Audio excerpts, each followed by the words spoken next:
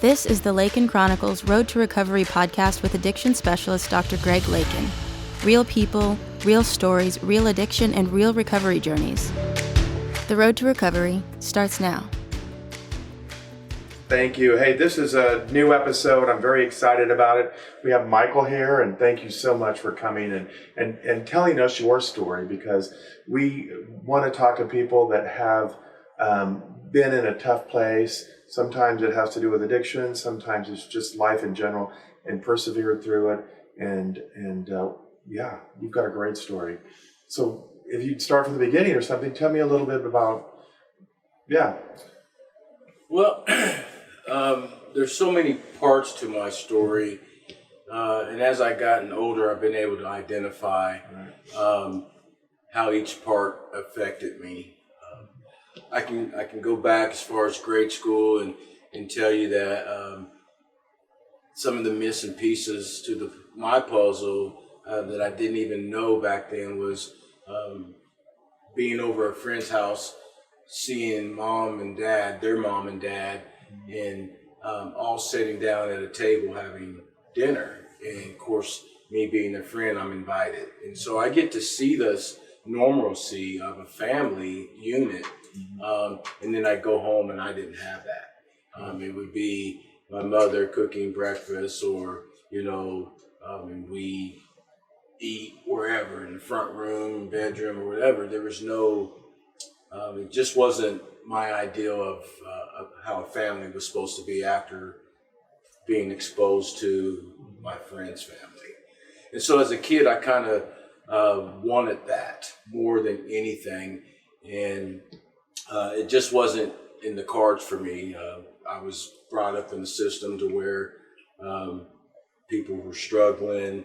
My mother was a single parent, no dad. And so I got to grow up knowing that there was this piece, but it wasn't anywhere for me to have or to be a part of. And so as the years went on, I got older, I started boxing. And it's really a unique story because I was kind of a softie. My sister used to thump me up a little bit every day, and I'd run and tell my mom. And so my mom got tired of me running, and she, as a parent, she kind of had to play that father figure too. right. And so she thought outside the box, what can I do to help him learn how to defend himself? So she stuck me in boxing, and it turned out that was my sport.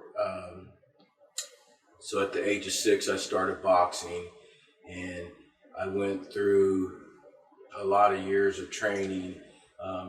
First year, you can't actually compete until you're 7 years old. And so I had a year's training going into boxing. And then when I started actually fighting at the age of 7, I quickly advanced faster than it would be sort of like taking a first grader and giving them 6th grade work. I just got it. It was like a gift. And I understood it. It was like a chess game to me.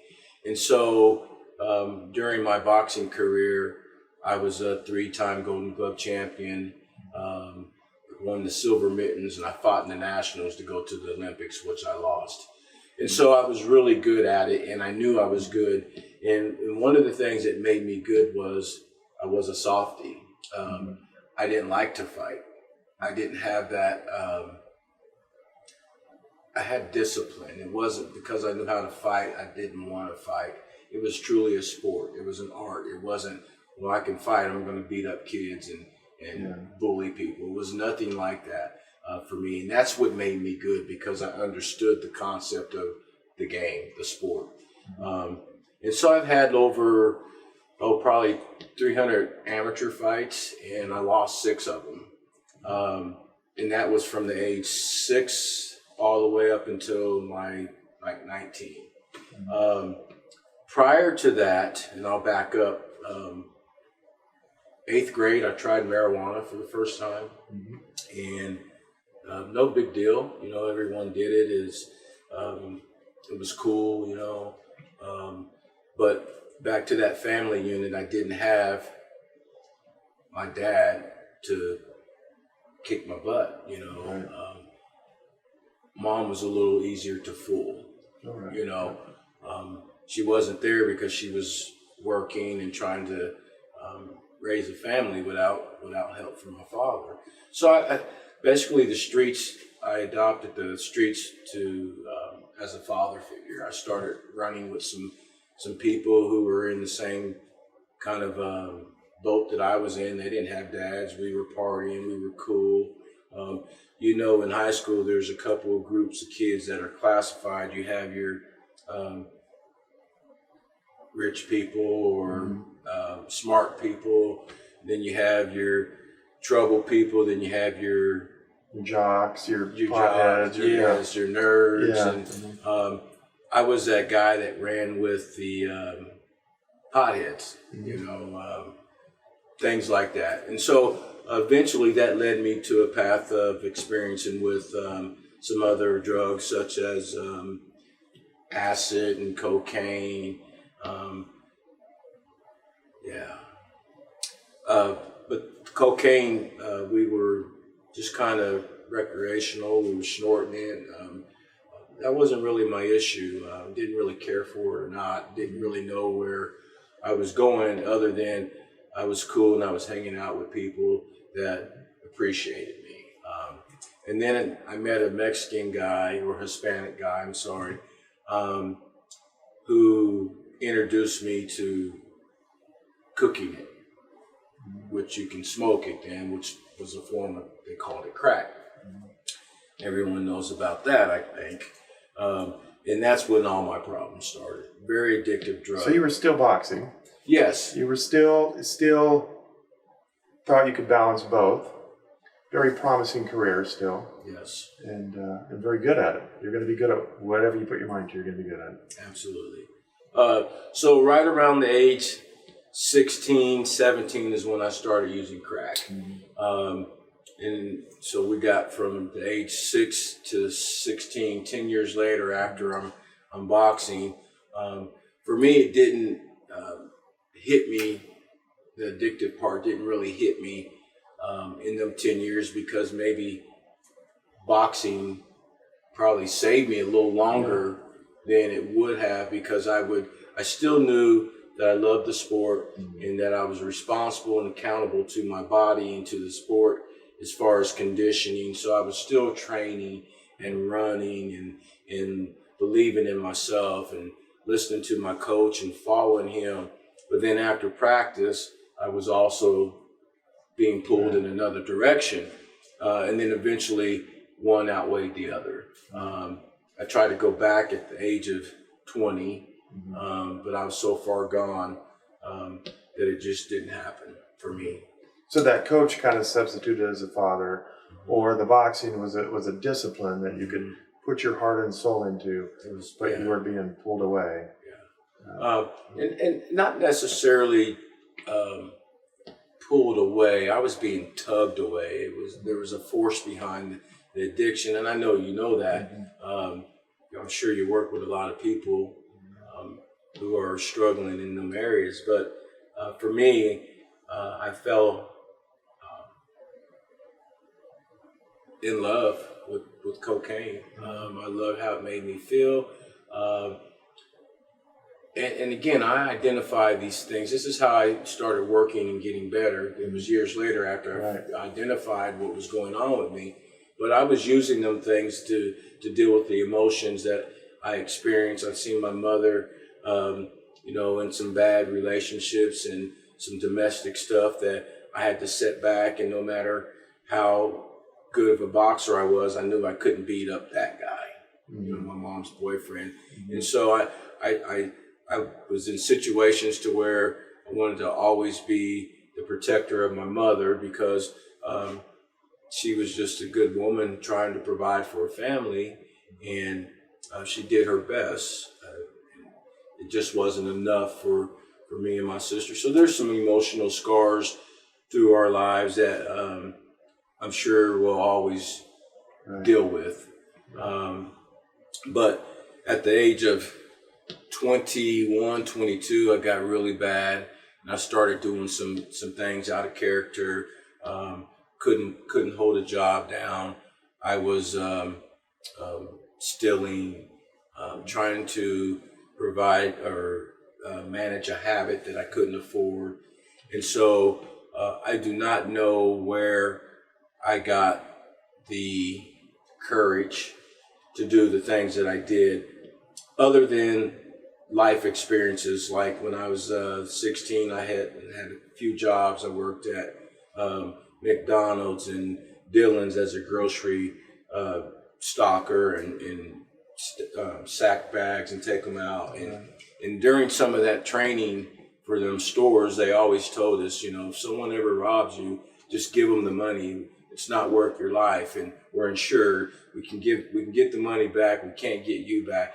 And I don't know why that stuck with me, but when I started running out of money and addiction started overpowering me, I kind of reverted back to that.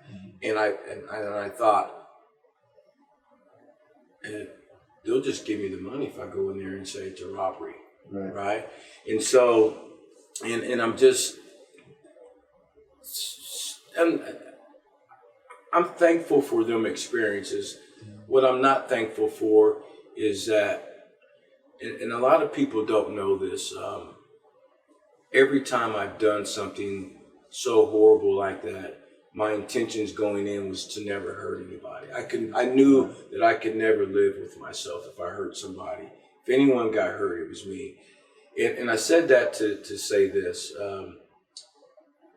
I use BB guns without any BBs in them. If it looked like a gun, then I was okay. I didn't want a real gun. But the person on the other end of that didn't know that. Right. And so the damage was still done. And I live with that today at 49 years old. I still think about these people that I ran in the store and put a gun down and says, give me all the money, and run out. In most cases, it was just $30, $40. It wasn't like I was getting thousands of dollars. It was just enough to get high. And so I live with that, and it tugs at me, even right now, reminiscing about some of that stuff.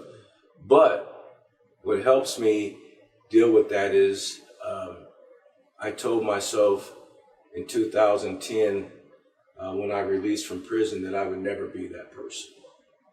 I just never wanted to be that person. And I know through the 12 steps and things like that in recovery that sometimes it's more harm to try to make amends with some of the people that you've harmed in the past. And so I try to lead by example now, and hope that if there's someone that I've harmed who's not sleeping at night, that I've given them PTSD or whatever I've done to them, that they can see me in a light like this. And I take these opportunities that I get through the work that I do to say, I'm sorry. I didn't want to be that person. And but you're a great testimonial, and that's why your message is so strong. I mean, you were controlled by drugs, or at least you allowed yourself to be controlled by drugs. And so it was drug thinking then. It was impulsive. It was survival. It wasn't, you don't think about the other consequences. And so you spent some time in prison for robbery. And when did you decide that you were going to change your life? Or what was it that was the impetus for like, okay, I've got to, no, you were in prison for how long? 12 years. 12 years. And that was for? Ag robbery and drugs. Got it. Okay. And so somewhere in there, something clicked because you're doing great things now. You're doing great things now. And I appreciate it. And I know you probably not just made amends, but turned around some lives in a big way, just based on what you're doing now. And anybody that watches this, Well, you asked me what clicked for me. This is the story and the truth, as I share this story, that I think people struggle with because it's truly a God thing. And I'm very careful in my walk in sharing this story because some people, I don't think they believe it. And it's exactly how it happened. And I'll share it with you. My 12 years in prison, 8 of it was straight and the rest of it was in pieces. But 1998 is when I went to prison for the ag robbery. And I got out in 2004, 5, somewhere around there. Ended up going back and forth on 90-day PVs, a total of a year, 90-day PVs. And then right around 2006, when I was on my last parole violation, I got out and still couldn't kick the habit. And I started using really strong again, which caused me to revert back to what I know. No job, no money, no support. I want to use drugs, so I got to go get it. Same drugs for the most part? Yeah, I've experimented with meth maybe twice, 3 times in my life. It's always been, I've never, marijuana, alcohol, never an issue for me, never. But it was always the crack. So during that last, from like 2006, 2007, I committed 2 more robberies. And this is the piece that I would challenge anybody when they ask or when they say there's no God. And I get it. Some people may, some people may not. I do, and I'll tell you why. 2007, I committed 2 more robberies. Ag robberies, BB guns, never going to hurt nobody. Me probably get hurt if anything. Right. I committed a robbery in another county, and I came back into Reno County, Hutchinson, and committed the same robbery, the same MO, everything. But I went to Walmart and I bought these ski masks, not 2 different times. In the ski mask that I wore, after I committed the robbery, my stupid thinking was, I got to leave the vicinity, and if I have these items on me, it says you did it. So I would throw them out. I would discard of the BB gun, the ski mask, and all the clothes that I had on. I'd get rid of them.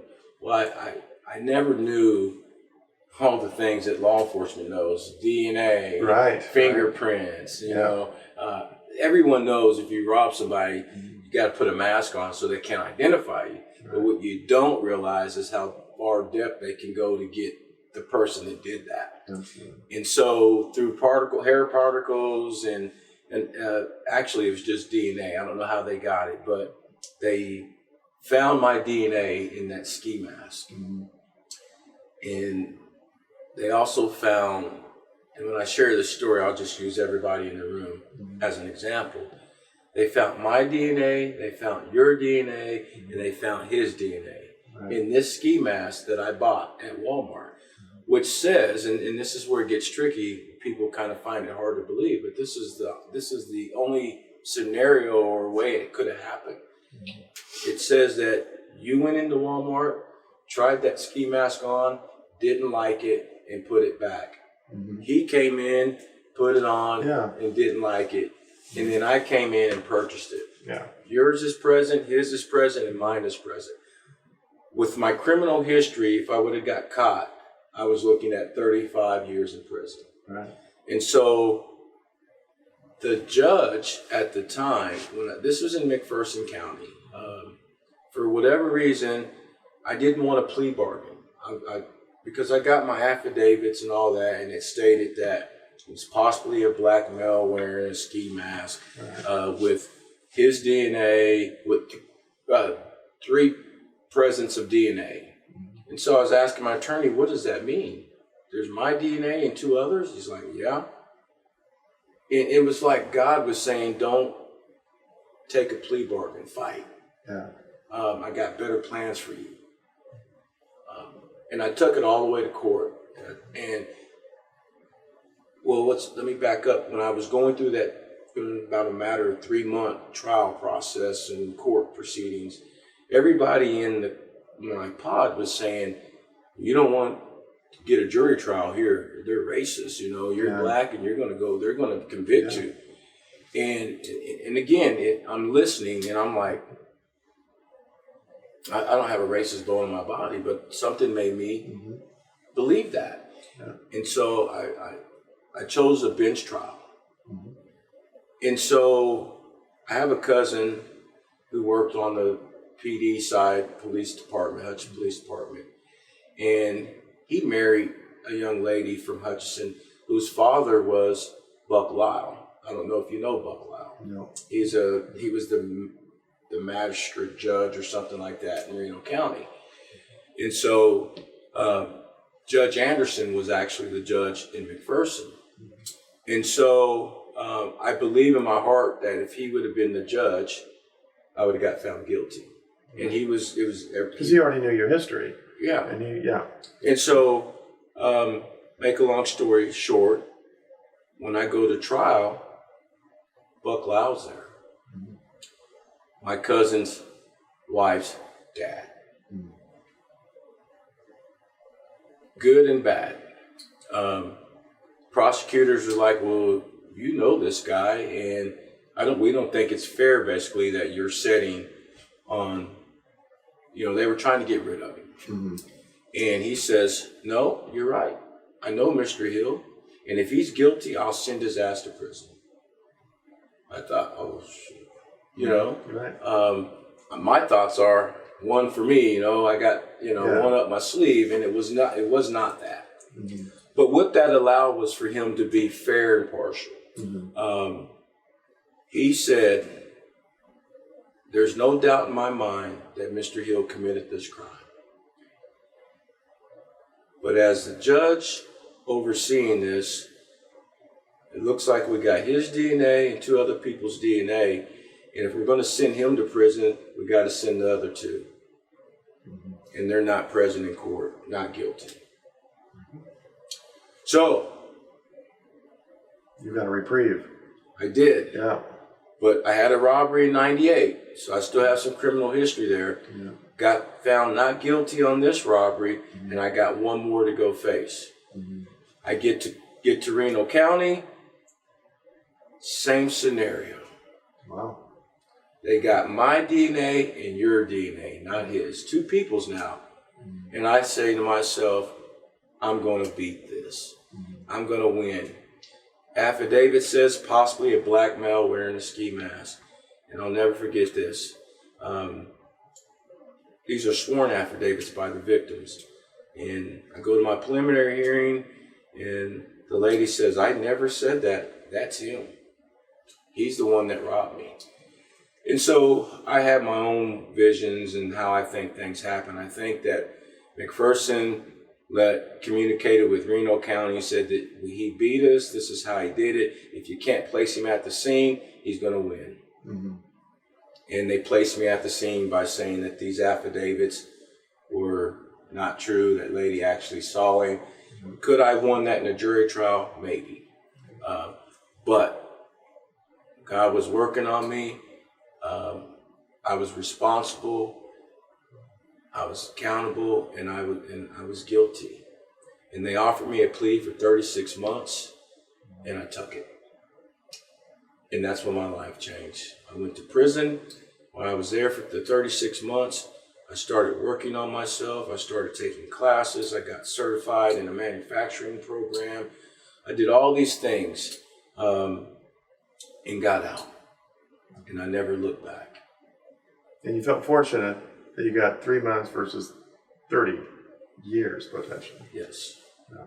I had to have something, because I know me. If I would have beat that case, I would have thought that I was the stuff, and I could go right back to doing what I needed to struggle for them 36 months. I needed to be put on timeout. I needed to go without, because every time I was ever incarcerated, my mother did everything to make sure that I had TV and I had sweats, and I was just like everyone else who was in prison. She didn't want me going without. That last one, I did bad. I barely had money for deodorant. She, bless her heart, she sent me $10 a month.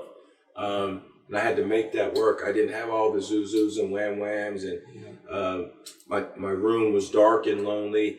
But all that was him putting me in timeout and making me reflect on my life, what I've done, where I want to be, who I am, what I want out of life. And I mean, he was just chiseling away at me, and I didn't, even then I didn't recognize it, but I just knew, because if I had recognized it, I think I could have fought it, like, oh, I know what's going on. I don't, but I had to struggle. I had to get a taste in my mouth for never wanting to go back to that. Yeah. And every bad experience that could happen to you in prison, except for getting harmed or something, or I don't want to say it, but there's a lot of things that happen in prison that it didn't happen to me, but I didn't have no money.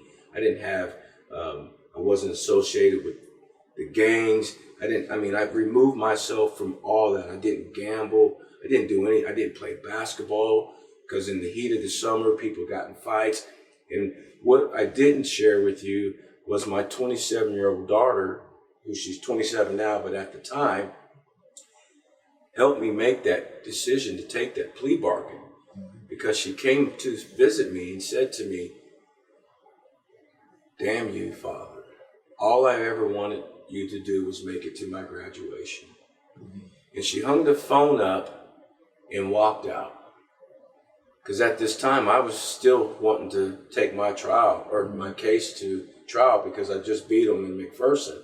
Right. And my daughter said that to me, and ironically, the next day they came with that plea bargain, and my attorney said, "You got a day to sleep on this." And I started doing the math, 36 months. By the time I get out, I can make her graduation. Oh, yeah. Or I could take a chance, and if I get found guilty, I'm going to do about 60, 70 months. And it wasn't a hard decision, but it was a very, very small window of making it, because if I lost any good time while I was in prison, got in a fight, got in trouble, written up for something, I wouldn't have made it. So I went DR free for 36 months. You made it. I made it. And I was at her graduation. That's how my life changed. Awesome. Yeah. And it just continued to get better. Just got better and better and better. I made the decision that I needed to figure out what was wrong with me. And the only thing I could figure out was that I wasn't a bad person. But drugs was my issue. Drugs made me do X, Y, and Z, and I needed to figure out how to stop using them. And that's what I went to work on in 2010. I stopped hanging out with all the people that got me in trouble. I struggled. I couldn't find a job, but I had help. I had a small support system that believed in me. And I moved to Kansas City and couldn't find a job, but I had food, cigarettes, and a place to lay my head. And I got up every morning and I walked the area to find jobs, and I couldn't find anything. And I'll never forget my girlfriend's niece at the time. When I went to church, and she grabbed my hand. And it's crazy how children can pick up on these things, but she seen that I was down, hurting, and she knew I was looking for a job. And she grabbed my hand, I'll never forget it. She said, "Uncle Mikey, come with me. I found you a job." And it was a little billboard thing, and picked this paper off in car wash. Work start today. And here was the number, and I called them. And this is after McDonald's, Burger King, Long John Silver. And I'm in my 30s applying at these places, and they won't hire me. Yeah. Excuse me. You're a felon now. I'm a felon. Yeah. And I'm not just a felon, I'm a big felon. Right. And so I called these people, and they hired me. Started me off minimum wage, and I'm working, and I got child support that built up from years and years of incarceration. I was about $30,000 in the hole. And so my checks were $70, $80 every 2 weeks. You know, I thought, you believing in what I believe in, something's going to change and something's going to happen. 6 months of doing that, the manager came to me and said, the owner came to me and said, I don't know why. Out of all the people who've been here for years, I'm going to ask you a question. Would you be interested in being an assistant manager? Mm-hmm. He says, you've not missed a day. You're consistent. I watch you interact with the people, and you're just a great people person. I need you. Started me off at $17, gave me insurance. I was on my way. Yeah. Oh my gosh. I was on my way. Yeah. I ran that store it was a detail store, car wash. I ran that store for about a year and a half. And then a black kid wrecked a vehicle. I was at the other location. And the owner called me, and he says, you're not going to believe what happened. So-and-so N-word just wrecked this car, and I'm mad. Get down here. And I said, I'm sorry, sir. What did you call him? Oh, well, I'm sorry, Michael. I'm mad. I says, well, it doesn't excuse you for saying that to me. Right. I mean, I can understand your frustration. It's going to cost you some money, but we just don't use them words. And so I couldn't work for him. Mm-hmm. And I ended up moving back home to Hutchinson. And I hooked up with the sheriff, Randy Henderson. Yeah. And I started doing talks at colleges and stuff, and met my wife, and I worked for SAC for 2 years. Yeah. And then I went to Higher Ground. All drug treatment centers. All drug treatment centers. I worked for Community Corrections at 905 here in Wichita, and the sheriff called me and asked me to be his program director. And he knew you before. Knew me before, kind of sat back and watched me, my accomplishments, and basically told me, whatever you did to change your life, I would ask that you help this population change theirs. And we've been at it for 5 years. He just retired. But that wasn't it for me. I knew, as going back to school, I went to Johnson County, came back and did some credits at Hutch JUCO. I went to Fort Hays online for a while in search for my LAC, licensed addiction counselor. Right, absolutely. I think I got 18 credits to finish that, and I have not. There's so much missing pieces to my story, but the reason I haven't went back is because I recently got custody of my 13-year-old daughter. Now she's 13, but when I got her, she was 4. Her mother was in a bad way, and I stepped up, and she's with me. I bought a home, I bought a boat, a motorcycle, all these things I bought. And my wife asked me, why do you want these things? And I says, I know it doesn't financially seem right to you. I says, but dear, you'll never understand this. When I grew up, little Johnny had a motorcycle, and he rode it all around me and never let me ride it.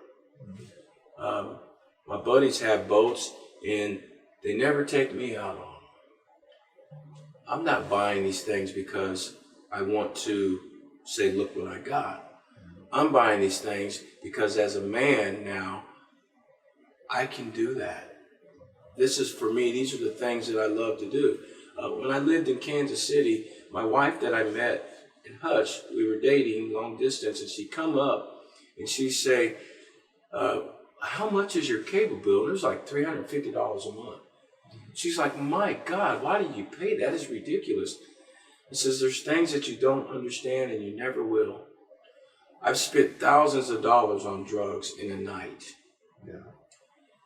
And I don't want to go back out there to the bars and hanging out. This is my entertainment. I have a home phone. I have a fax for my college to email and send documents. And I have every channel. And I pay for that so I can be at peace in my own home and entertain without going out in the streets and finding X, Y, and Z. And she never looked at it like that. And it's kind of a running joke. Do you want me to buy a boat or do you want me to be on crack? Get your boat, Michael. Thank you. But I've always made smart decisions. I've never would buy a boat if my daughter didn't have what she needed or my house wasn't provided for. When I just bought a boat a year ago, and I just upgraded not even a month ago and got a boat. But I saved that money. It's my money. And I told my wife, I've saved this money. I've also provided for the family. This is the money that we can go on a trip to Hawaii or whatever. But we already been to Hawaii, and I didn't like it. I love the Hawaii, but I don't like the plane. Yeah. And so she's like, just buy your boat, babe. And so I got a great wife. I got a great family, and I'm responsible, and I appreciate life for what it is. And I will spend the rest of my life giving back what was given to me. Right. No, you've helped so many people, and you resonate with so many people that are addiction or fighting addictions. And I really appreciate your story. It's going to be very powerful to a lot of people. I mean, you spent some time in prison, going in the wrong direction. You got it together, and you not only helped yourself, but probably saved your daughters, broke the cycle. Yes. Is your mother still with you? I just left her coming up here. She stresses me out, Yeah. She's 65 years old. I just hooked her computer up.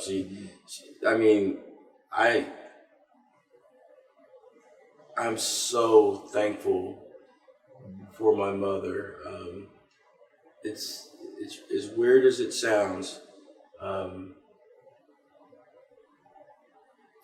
I'm the only man in her life. Mm-hmm. She counts on me for everything. Hooking her computer up, cutting her grass, fixing her cars, and it's the best job in the world besides the job that I do for a living. There's some things that I didn't share about my mother, but recently a boyfriend committed suicide in her home, and it just tore her up, and she's bouncing back from that. It tore a lot of us up, and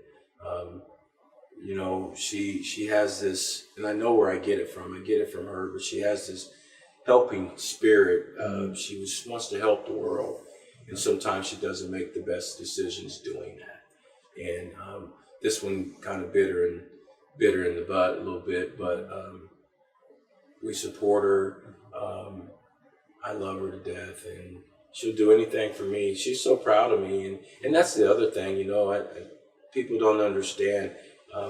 Moving forward in my life and my recovery, and I didn't share this, and I have to, because it was, you get kind of stagnant in the things that you do in life, and then is our limit. But you're always wondering, what can you do next? And I knew that nothing is promised. I got my record expunged. Oh, wow. Yeah, because I knew that going forward in this field that I'm in, that if I'm ever going to, if I lost my job due to funding or something, I needed to be able to maintain what I have started. I can go work anywhere now. Yeah. I don't have to settle for Long John's or McDonald's.